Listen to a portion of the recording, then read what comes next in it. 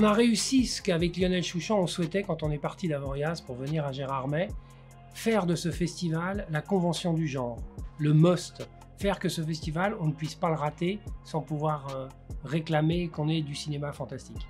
Donc aujourd'hui Gérardmer c'est ça avec un palmarès exceptionnel, avec des hommages exceptionnels, avec des présidents de jury exceptionnels.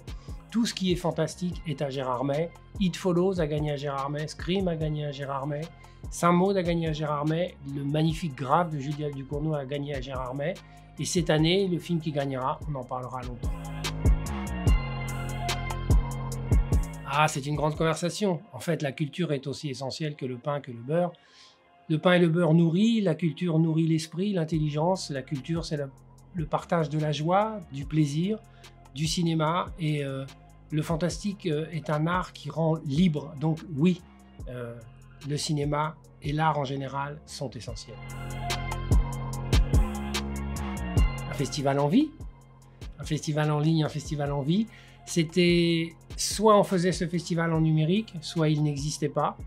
Et j'aurais été très malheureux car, comme je le dis souvent, je préfère que mon fils lise Proust sur une tablette que de ne pas le lire du tout. Et je préfère, car tout ce festival est fait pour le public, que le public puisse voir les films, puisse voir les 30 films sélectionnés cette année sur les 300 que nous avons vus. Ah, c'est une vraie question. Y a-t-il un cinéma de genre? On peut constater que tous les grands cinéastes du monde, depuis Pabst, Murnau, Fritz Lang, jusqu'à Steven Spielberg aujourd'hui, ont fait des films fantastiques et ont fait des films qui s'intéressaient au genre. Ce qui est magnifique dans le genre, c'est que le questionnement est au-delà de la réponse. C'est ce qui est magnifique dans le genre, c'est qu'on part d'une science qui serait celle des imaginaires pour aller jusqu'à une science qui serait celle des réalités intimes, où chaque homme, chaque femme y trouve sa place. Le cinéma fantastique, mais aussi l'art en règle générale, regardez les tableaux de Salvatore Dali, ont toujours anticipé le fantastique. C'est-à-dire que la réalité, qui est l'accès à son royaume, n'est jamais aussi forte que dans le fantastique, car justement, elle n'est pas une réalité, mais elle est une fiction.